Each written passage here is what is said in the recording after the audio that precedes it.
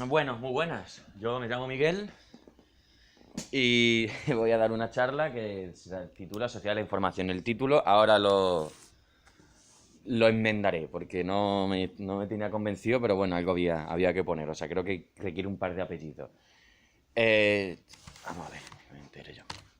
Antes, como presentación, pues yo vengo en nombre de la asociación INGEFIES, que es una asociación de alumnos y exalumnos está aquí en Badajoz, la mayoría pues de la Universidad de Extremadura, que empezaron con temáticas de eficiencia energética y todo esto. Y bueno, poco a poco fueron ampliando hasta tocando temas de cultura, deporte o proyectos como estos, que está subvencionado por el Instituto de la Juventud de Extremadura. Em, bueno, el objetivo de este proyecto es desarrollar una serie de charlas de temáticas, que ahí lo tenemos todas las que se han presentado para este año. Es un proyecto que dura un año, en todo este año, y el año que viene probablemente se pida otra vez. Y bueno, es importante la retroalimentación o el feedback que haya, es importante porque con eso se mejoran las cosas por dos sentidos. Una en las que se consideran interesantes o satisfactorias las actividades, pues se siguen repitiendo, incluso se pueden optimizar un poquito, y las que no, pues se corrigen bueno, se podría incluso eliminar, ¿no? Entonces, es un proyecto que digamos en continuo, esto no es un punto y final, ni mucho menos. No sé, yo creo que, vamos, como presentación esto es lo que tengo que decir, y ahora vamos a meternos en la sociedad de la información. Mm, la, Quería decir que quería enmendar un poquito el título, porque sociedad de la información, lo primero, obviamente yo me quiero referir a nuestra sociedad actual. Entonces, para hablar de redes, tecnología, información, sociedad de la tecnología, sociedad 2.0, sociedad cibernética, todo esto, ¿no? Ahora haré un pequeño resumen de qué diferencias hay entre unas y otras, porque la sociedad de la información ha habido realmente siempre, porque yo creo que hablar de la información, bien, cambia su formato, cambia el medio, en este caso un medio digital, pero la información se ha tratado siempre además como algo importante en todas las sociedades, ¿no? O sea, obviamente no me refería a los egipcios como sociedad de la información, pero no sería incorrecto del todo tampoco, ¿no? Pero bueno, estamos hablando de la globalización actual, porque también no es la única, o sea, históricamente se han producido más. Entonces, por eso y el punto de origen de estudio, también voy a mencionar cuál es, porque si podemos hablar de qué está la sociedad de la información, podemos entender que es la consecuencia de la sociedad anterior.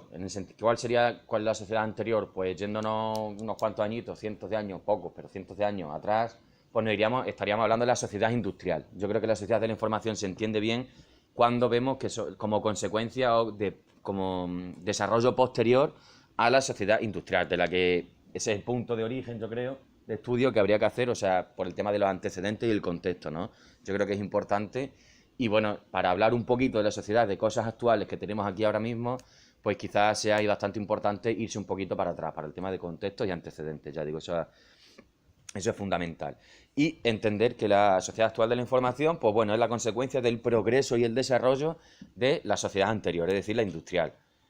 Y ahí voy a hablar también de progreso y desarrollo, que creo que requieren un poquito de ampliación también. Entonces, por eso que decía lo del título, sociedad de la información, bueno, es relativo, ¿no? O sea, se pueden hablar de muchas más cosas. ¿Por qué? Porque el antecedente, como está diciendo, la sociedad industrial, ¿no? Era pues avance relativo a la tecnología de la información histórico. ¿Por qué quiero decir esto? Y pues vuelvo a repetir que la sociedad de la información realmente es casi continua, va cambiando el medio, pero la información sigue siendo lo más importante que hay en términos sociales muchas veces, ¿no? Se habla de primera globalización en torno al siglo XV más bien, con los descubrimientos, los nuevos mundos, circunnavegación de todo el planeta, siglo XVI incluso, de Magallanes y tal. Y bueno, ahí se habla de una primera globalización. Con la imprenta, por ejemplo, y la imprenta, claro que está relacionada con la información. Es un cambio enorme que los libros pasen de estar copiados a mano a estar copiados en máquinas, algo tremendamente importante. Entonces, después viene la otra, en la Revolución Francesa. Esto lo comenté un poco ayer porque tenía que hablar de ciencia y bueno, creo que tiene relación.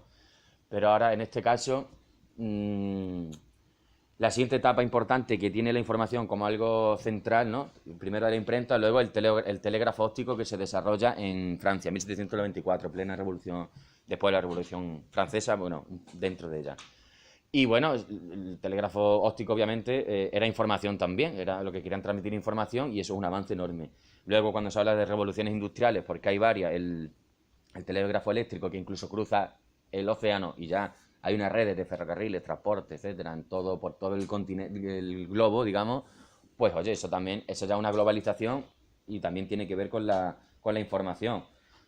Segunda revolución industrial que tiene más que ver con la electricidad y la química, pues estamos hablando de 1870 hasta el inicio de la Primera Guerra Mundial, pues también es importante porque ya se desarrolla el teléfono, que ya la información no solo tiene utilidad en sí, sino utilidad ni científica ni la propia información, sino utilidad social, ¿no? De cómo se puede utilizar pues, para el tema incluso de ocio y todo esto.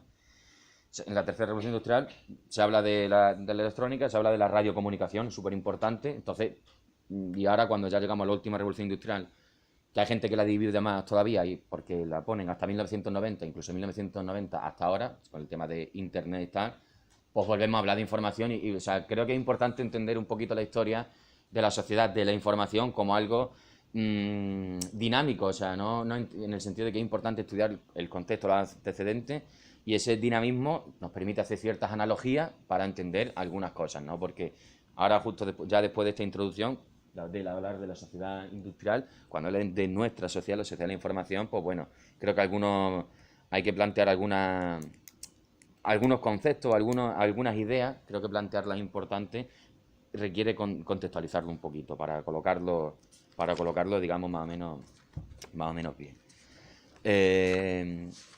Entonces, más que de sociedad de la información, al final acabaré hablando de la sociología de las tecnologías de información y comunicación, más bien, ¿no? Que es la famosa TIC. Yo creo que eso nos suena a todos un poquito, ¿no? Que más que nada, pues acabará teniendo más relación con eso. Y bueno, entonces esta sociedad industrial a través de muchas revoluciones, porque hay revoluciones industriales, políticas, económicas y todo eso, pues eso es lo que acaba desarrollando o acaba llegando a nuestra edad moderna, básicamente, una edad, sí, edad moderna, yo creo que no está mal planteado así. Vale, seguimos. Progreso y desarrollo. Creo que estos dos conceptos son importantes. Perdón de contextualizar, entender en el momento que se... No sé si esto se ha apagado. Sí, vale. Creo estas dos ideas y luego, vamos, si en cualquier momento queréis decir algo, me haréis hasta un favor incluso, me levantéis la mano diciéndome algo y tal, o sea, perfecto. Pero progreso y desarrollo, bueno, ¿qué ideas son estas? Antes que nada, hay que saber dónde empiezan estas ideas, y esta idea se habla de progreso como tal, es hija de la modernidad y de la Revolución Francesa, ¿no? Entonces hay que hablar un poquito de ello. Aquí, siguiendo este librito que tengo delante, son unos apuntes de una asignatura que se llama Ciencia, Tecnología y Sociedad, que la impartía, porque ya se jubiló, Pedro Costa Morata. Pedro Costa Morata es de los activistas antinucleares más importantes que había en España. Os lo digo ahora mismo porque lo tengo aquí, me parece, es ingeniero técnico de telecomunicación, es licenciado en Ciencias de la Información y es doctor en Ciencias Políticas y Sociología. Entonces yo creo que tiene un punto de vista bastante completo, bastante íntegro y bastante desarrollado.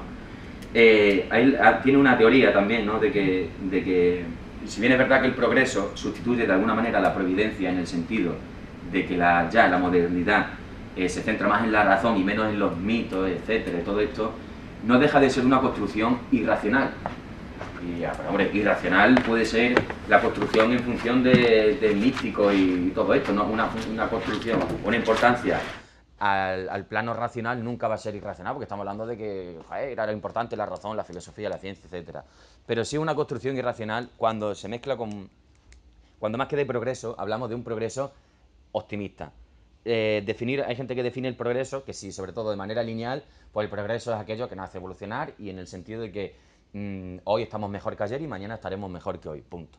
Eso, aparte de que cojea bastante, es una construcción irracional y esto es importante, creo que es bastante importante, porque a la providencia, lo de el Dios dirá, de alguna manera le sustituyó el progreso dirá. Y hay cosas que se ponen en manos del progreso de una manera optimista que dicen, bueno, sobre todo con temas ambientales. Esta idea es muy importante porque en los años 60, ya del siglo XX, cuando los movimientos ecologistas o los movimientos sociales, sobre todo ecologistas, empiezan a tomar forma, que tiene que ver con una revisión crítica del progreso, pues empiezan a darse cuenta de esto, ¿no? Y el paso de la revolución de la sociedad industrial a la sociedad de la información, como vamos, lo hemos llamado así, pues bueno, la idea de progreso decae pronto, como veremos, pero creo que es importante, o sea, al Dios dirá le sustituyó un poco el progreso, la ciencia dirá y todo esto, lo cual es una construcción irracional, porque es un optimismo determinista incluso, que también, creo que sí, también hablaré un poquito de determinismo y de voluntarismo. Esto es bastante interesante. Entonces, la idea de progreso surge ahí. Y, hombre, la crisis y la caída de la idea del progreso pues llega bastante pronto con el desarrollo de la sociedad industrial. Porque, bueno, o sea, si la sociedad de la información parece más limpia, digamos, nada más que en términos ambientales, pero bueno, la sociedad industrial, pues bueno, había que ver los guetos obreros de Manchester, Liverpool, Inglaterra, es un perfecto ejemplo. Y bueno, de las cosas que incluso el propio progreso, si tenemos, aquí hay que tener cuidado con el eurocentrismo, porque pensamos que Europa avanza de esta manera, el progreso es importante, pero la importancia de la esclavitud, por ejemplo, es absolutamente innegable. Y ahí la tenemos, y eso es, o sea, el progreso y desarrollo puede ser positivo. Bueno, depende para quién. A lo mejor el capitán de los esclavos, claro que está desarrollando y progresando un montón, pero claro, igual no tanto los otros, ¿no? Entonces hay que tener mucho cuidado con el toque eurocentrista. En el desarrollo también una cosa que dije ayer, pero tenía que ver con la innovación, pero en este caso con el desarrollo en sí.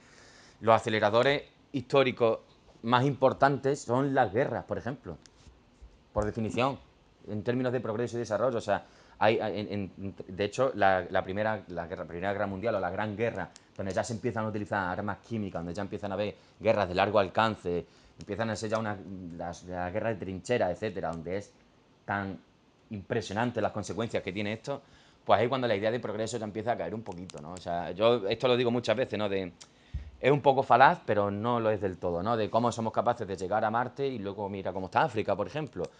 A ver, no creo que haya que eliminar todas las misiones astronómicas y tal y cual. Pero es obvio que el progreso, si no es común, el progreso y el desarrollo, si no son comunes, no son socialmente comunes, estamos hablando de un pequeño progreso para unas partes y no tanto para otras, ¿no?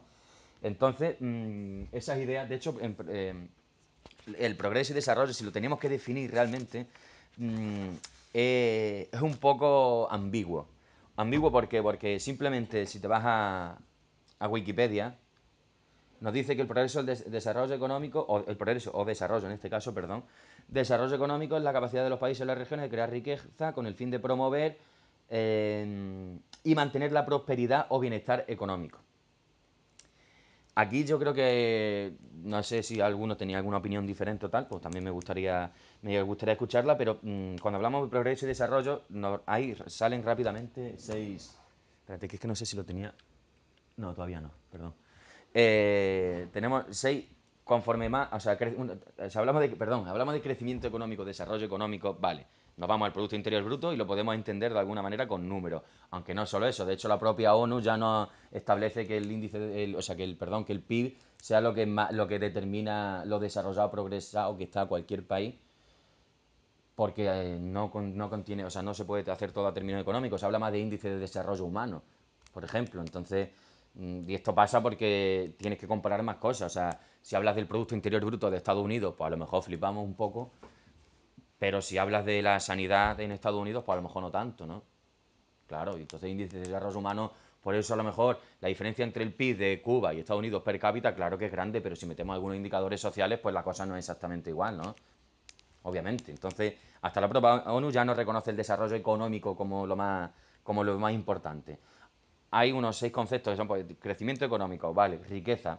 Bueno, vale, pero ya si empezamos a hablar de riqueza, tanto en términos materiales como de capital humano, pues ahí ya se nos escapa un poquito la exactitud. Nivel de vida, bienestar, calidad de vida y prosperidad ya tiene una parte subjetiva importante. Entonces, no solo la construcción de la idea de progreso y desarrollo tiene su parte irracional, sino que además luego tiene su parte insostenible. En el sentido de que, bueno, es que insostenible de que no es algo científico, no es algo sistemático, no es algo que pueda valer para todos igual, porque, en fin, la riqueza y la prosperidad, claro, si nos vamos a lo económico solo, ya digo, el número es el número. Pero obviamente ya esto nos empieza a decir que hay que avanzar un poquito más, ¿no? Las primeras críticas que se hacen, ya digo, tiene que ver comparando el determinismo con el voluntarismo. Aquí Pedro Costa, por ejemplo, se quiere meter un poquito en medio. Los estudios CTS quieren andar un poquito en medio de esto porque podríamos hablar de determinismo, es aquella teoría filosófica que dice, bueno, que todo está determinado, obviamente, que todo ha pasado, todo lo que vuelva a pasar, todo va a pasar y está fijado siempre va a ser de una manera, ¿no? Y el voluntarismo, pues cree tantísimo en el libre albedrío de los individuos que dice que nada está influido, ¿no? Yo creo que aquí viene bien al caso lo de aquello de influye pero no determina, que es lo que yo creo que es lo que pasa aquí. Eso pasa con el progreso, el desarrollo, etcétera, ¿no? Y hablando de la innovación, que la tengo ahí apuntada también, a mí me parece interesante porque la innovación ya nos da una idea, si estudiamos un poquito de innovación, de los factores, hay básicamente cuatro factores, ¿no? Los factores psicológicos e intelectuales, socioeconómicos y culturales, económicos y militares y sociales y culturales. Quiero decir que la innovación, hablamos a veces, y aquí esto viene bien para quitarse un poquito el afán eurocéntrico o judio-cristiano que tenemos muchas veces, porque estudiando la innovación es interesante, viendo los motores que lo mueven, porque cuando la fantasía, el juego y la tecnología son fundamental para esto, la fantasía y el juego sobre todo, a la hora de hacer innovaciones, pues desde sueños tecnológicos, máquinas imposibles, fantasías populares, etcétera. Con esto, ¿qué quiero decir? Que con la innovación, o sea, eso es una crítica antideterminista, absolutamente antideterminista, ese es mi posicionamiento, pero no es voluntarista, en el sentido de que tampoco, o sea, sí condiciona, obviamente, claro que condiciona el ambiente. No determina, pero condiciona e influye muchísimo. Y, y entonces, o sea, una de las cosas que es cierta desde nuestra cultura es que ninguna cultura se ha preocupado tanto por el cultivo, producción y control legal de la innovación como lo ha hecho la cultura occidental desde el siglo XVIII. Aquí entrarían los laboratorios de investigación industrial, las patentes, cómo funciona el tema de patentes y tal, lo cual nos da una idea de que, bueno, a lo mejor el progreso y el desarrollo no está tan bien, no está tan definido. Y lo decía el tema de la innovación porque, por ejemplo, en algunas, no sé dónde era, en algunas tribus me parece que era de África o Oceanía, no tengo claro, eh, se había demostrado que habían evolucionado hasta, que trabajaban la madera, por ejemplo, y de la madera pasaron a la cerámica, ¿no? Lo cual se entiende como un progreso a mejor. O sea, a nivel de civilización se entiende así, ¿no? Porque la cerámica puede ser más resistente, tal, todo esto. Bueno, pues hay ejemplos donde estos, precisamente unos tipos de una tribu y tal, abandonaron la cerámica después de haberla desarrollado. Esto es una idea antideterminista. ¿Por qué? Porque, claro, o sea, pasamos de la madera a la cerámica, es que es mejor la cerámica y cada vez vamos a hacer más cerámica. Bueno, pues no, porque dentro del progreso y dentro del desarrollo entran muchos factores, sobre todo factores sociales.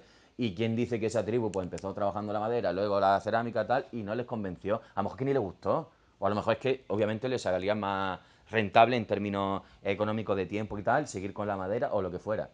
Pero o sea, es una de las ideas que está en contra de este desarrollo lineal, porque yo creo que no es así, muchas veces pecamos de ese tufillo determinista que yo creo que estaría bien ir eliminando. Yo creo que más o menos se está entendiendo, yo creo que está claro, estamos pasando de la sociedad industrial a nuestra sociedad de la información con esta idea de progreso y desarrollo. O sea, es que a mí me parece que es bastante ilustrativo entender sociedad industrial más progreso y desarrollo, nuestra sociedad, más o menos, en términos un poquito generales, ¿no? Pero bueno, llegamos a nuestra definición actual de nuestra sociedad, la sociedad 2.0, mmm, la aldea global también se termina, hay una obra de McLuhan, me parece que era, sí, que es la aldea global, que es bastante interesante, ¿no? Porque o sea, creo que tenemos ideas preconcebidas que son deterministas y son un poco, ¿cómo era esto? Estaba en palabras, tecnofílicas. Yo creo que hay gente que entiende que la tecnología, de una manera súper optimista, pues es siempre buena, cada vez mejor, tal, todo esto. Entonces, creo que tiene que ver con la idea del desarrollo, con la construcción irracional que se hace, y me parece interesante sacarlo un poquito, o sea, le voy a dar un poquito de caña, ¿no?, al progreso y desarrollo que hemos sufrido nosotros desde tres puntos de vista, del prisma liberal, de la brecha digital, solo vamos a mencionarlo un poquito, y del punto de vista ecológico, que esto creo que es interesante.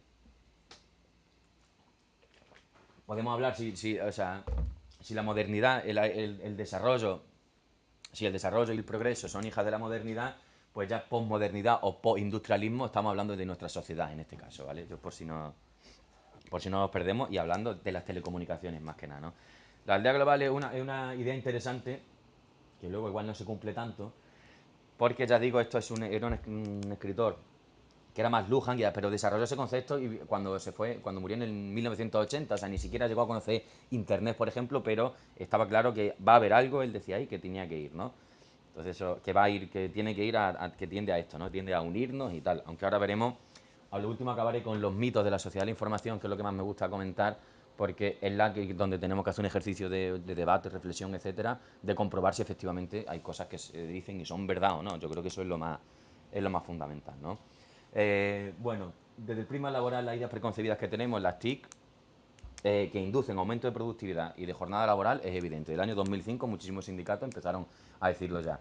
Porque esto va a estar relacionado con uno de los mitos de que los robots van a hacer todo, ¿no? Y nosotros solo vamos a tener poca cosa más que vivir y poco más, ¿no? Teóricamente, ¿no? Obviamente no estoy diciendo yo que no hayan desaparecido ciertos puestos de trabajo, que ahora están maquinizados y otros no, ¿vale? Pero esa idea optimista, vuelvo a lo mismo, de pensar de que el progreso y la tecnología nos va a llevar a la utopía, bueno, pues no, yo creo que está claro, está bastante claro que no. A nivel laboral ya digo que inducen el aumento de productividad, de jornada laboral y también de estrés, porque el elemento de control que se puede ejercer con las telecomunicaciones es importante sobre los trabajadores. En China ya están poniendo chip a chinos y chinas, claro, para controlar el tema de, o sea, para hacer un control absoluto del tema laboral que puedan hacer, ¿no? Ya, o sea, y creo que no me parece una idea tan lejana, o sea, eso creo que es un poco Black Mirror, pero bueno, Black Mirror al fin y al cabo no se basa en el futuro, sino se basa en el presente. Cualquiera que lo vea eso lo tiene que entender también, ¿no? Puede hacer algunas extrapolaciones, pero yo creo que está absolutamente todo basado en el presente y eso es importante, ¿no? Malujan habla bastante de la aldea global, ¿no? De cómo son los medios de comunicación también, que eso requiere bastante algo, ¿no?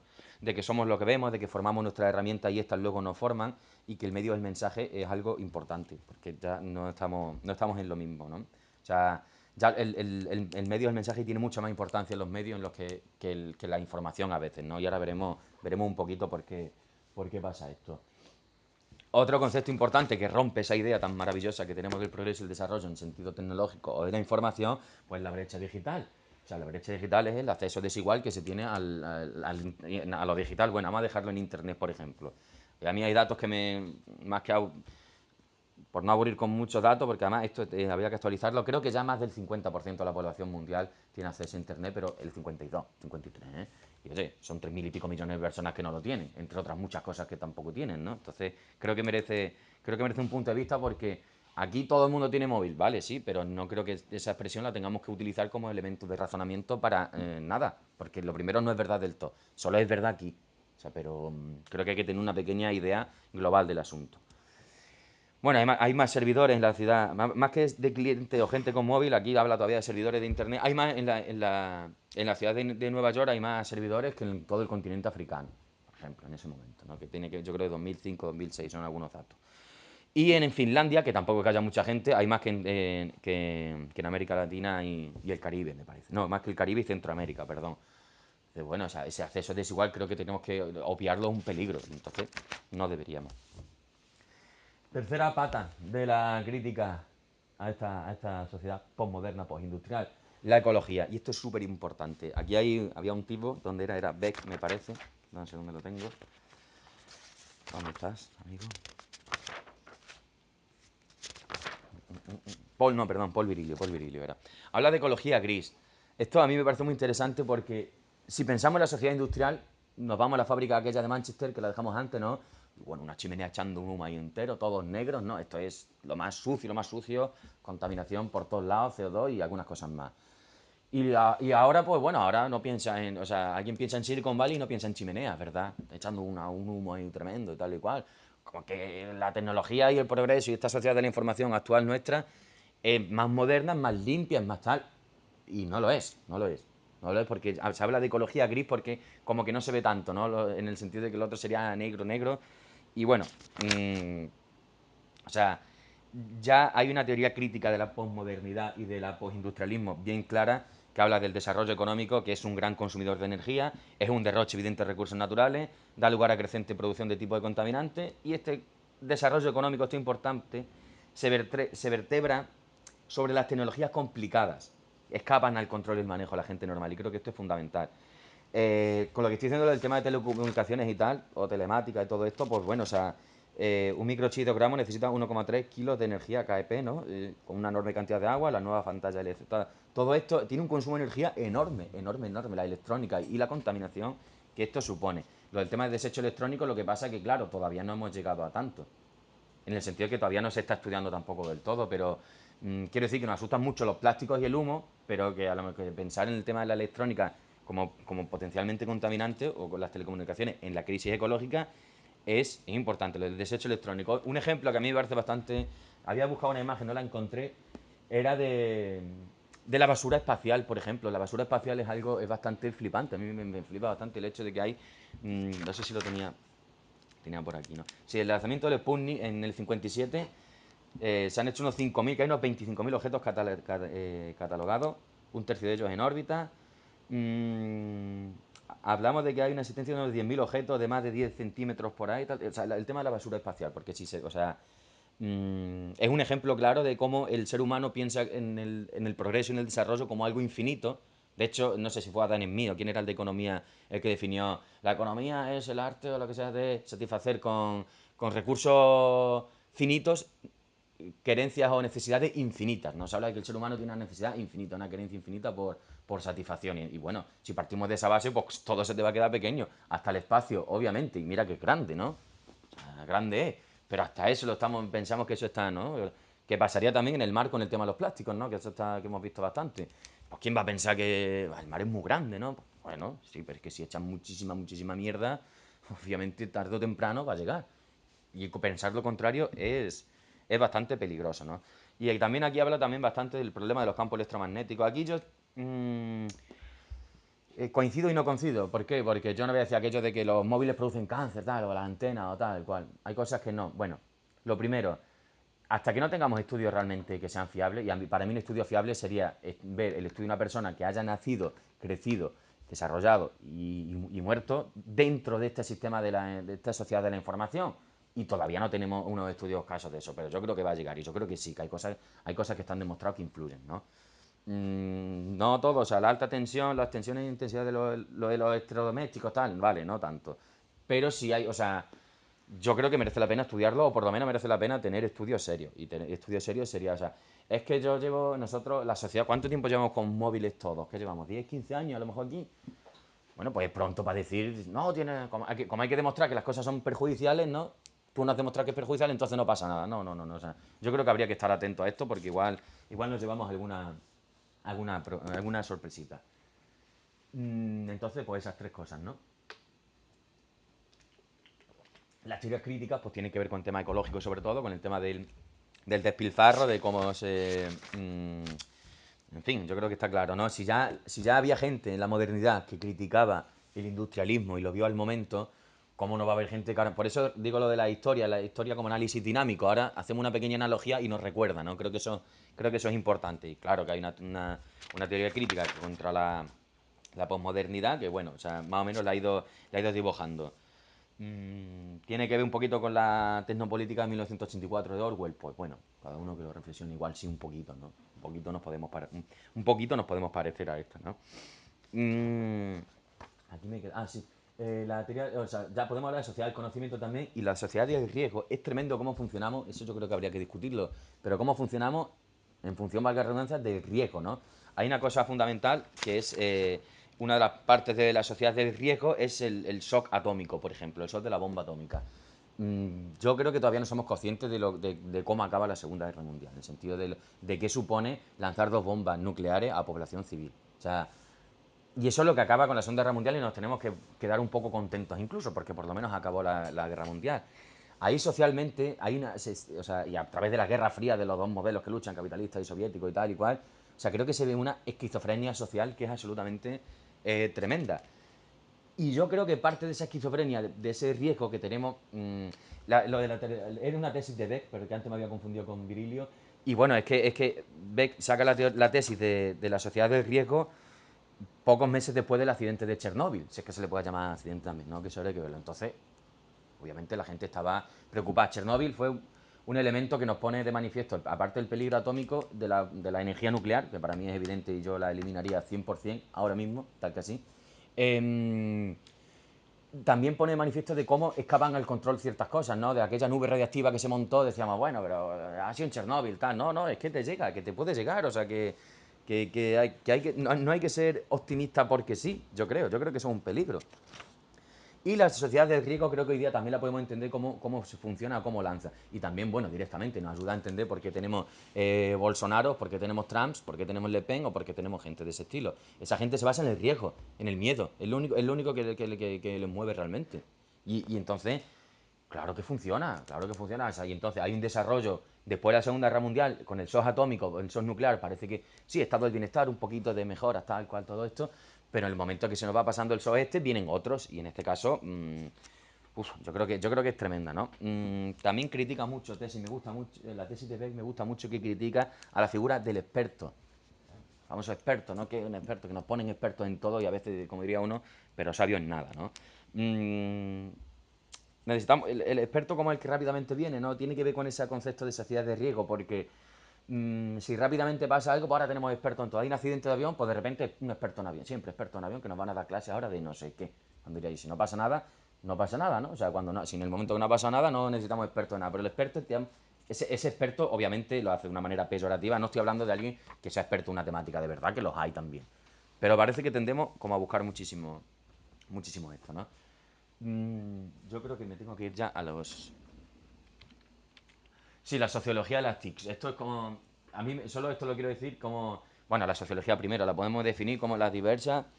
Estudia de forma global o parcial, general o especializada, diversas colectividades, asociaciones, grupos, instituciones sociales que los hombres, que los seres humanos, perdón, forman, perdón.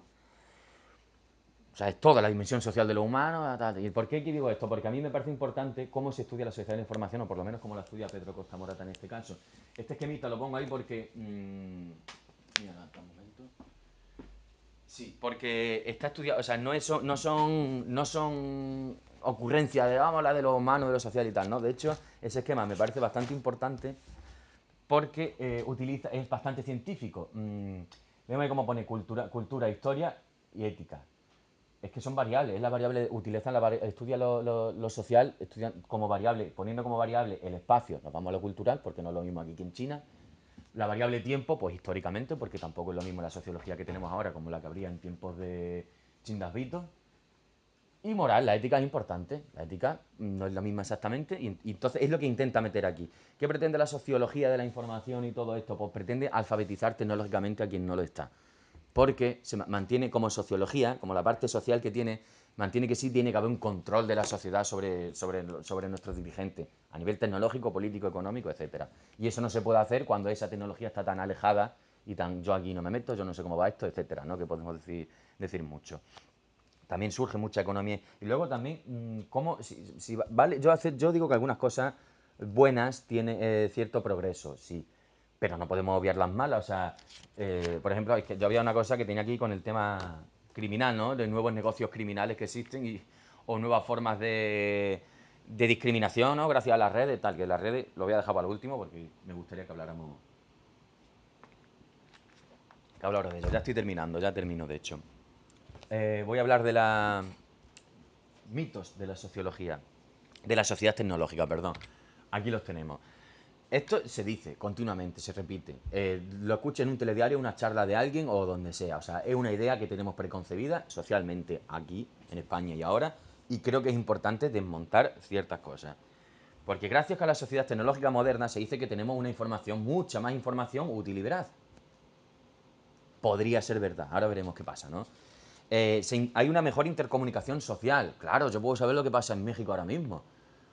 Sí, pero aquí hay un pequeño detalle que tengo que leerlo, que es interesante. Es cómo han surgido nuevos muros de Berlín. El muro de Berlín cae en el 89, ¿no? Sí, de hecho, en noviembre, sí. Y resulta que después del muro de Berlín, ojo, después se han construido, y voy a decir dónde hay más muros. Entonces eso de que esta sociedad de la información nos comunica mejor, habría que pensárselo. Porque vale, cae el muro de Berlín, pero se monta uno en Cisjordania, en los territorios palestinos, Israel y Egipto en el Sinaí, en los barrios conflictivos de Bagdad, en Belfast para separar a católicos y protestantes, en el Sáhara Occidental, Argelia con los 6 países vecinos, en Estados Unidos, México. Dice que Trump quiere hacer un muro, no, el muro existe. Quiere ampliarlo y quiere poner muchas más cosas, pero ese muro existe y lo hizo alguien que se apellidaba Clinton en su momento. Fue quien lo desarrolló. Pero claro, ¿no? Ahora Trump es el que está en contra de Trump y es consecuencia, Trump no es causa. Hay que estudiarlo de una manera. Irán, Afganistán, Estados Unidos, México, Pakistán, Afganistán, Arabia Saudí con Irak, Yemen, Brasil, Paraguay, China, Corea del Norte, Ceuta y Melilla. Ceuta y Melilla tenemos unos muros y unas cositas bastante interesantes. Entonces, eso rompe absolutamente este mito, por ejemplo, ¿no? No me voy a meter en todos a la vez, pero bueno. En las libertades crecientes, o sea, claro, vamos a ser mucho más libres, los avances democráticos, la paz y la justicia, dimensión social de las personas. Este es tremendo, porque tiene que ver con el tema de las redes sociales, con el tema de cómo nos interrelacionamos. Mm, a mí me parece bastante horrible ciertas cosas, ciertos malos usos que se le dan al tema de las redes. La dimensión social yo creo que la trastoca un poco porque tú por soltar una cosita en Facebook, en Twitter, Instagram, etcétera, tal, piensas que el mundo entero te va a escuchar y lo siento, pero no. Yo lo hago a veces también, ¿eh? Y no así, o sea, puedes utilizarlo, pero no, yo creo que pensamos demasiado, ¿no?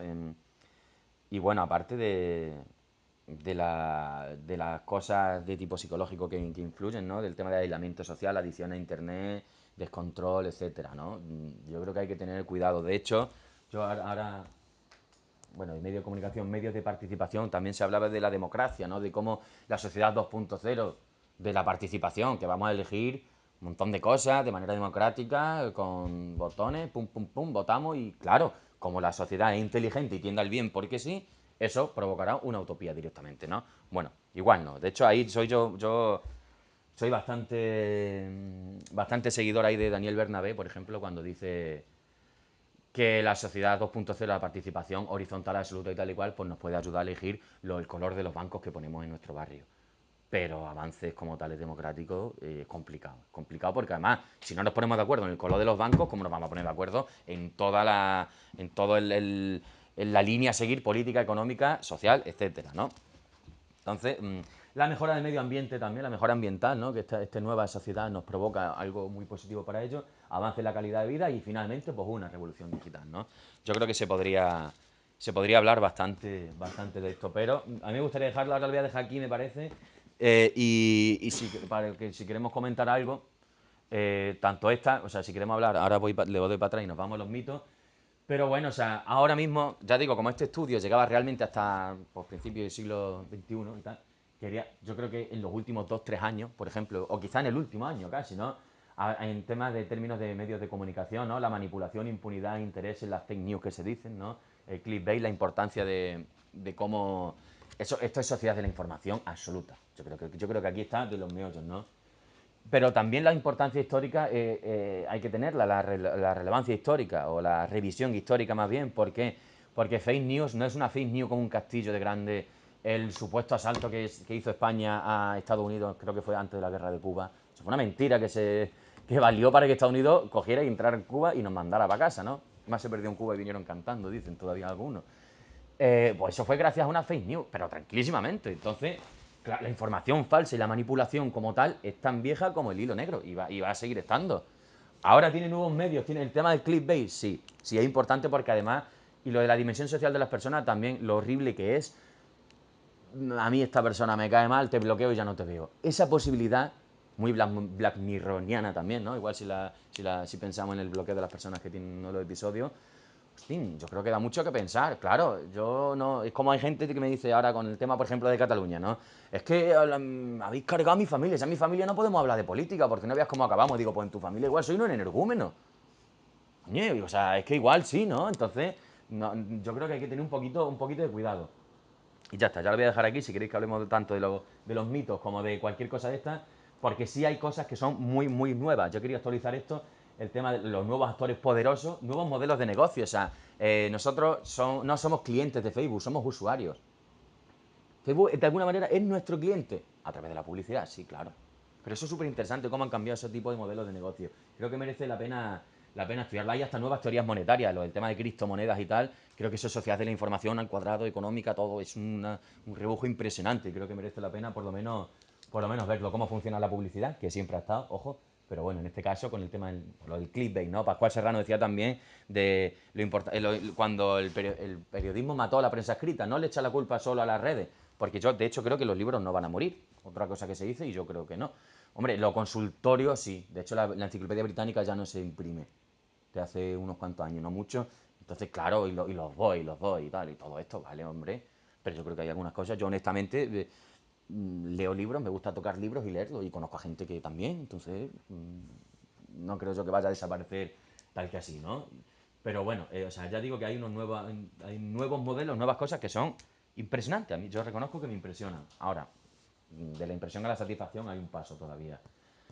Yo creo que esa va a ser la interpelación, el cómo lo vemos, por qué, qué podemos, qué debemos, qué queremos hacer y sobre todo lo que se pregunta la sociología de la información, de la tecnología o de la sociedad de la información. Es para qué y para quiénes, es lo más importante.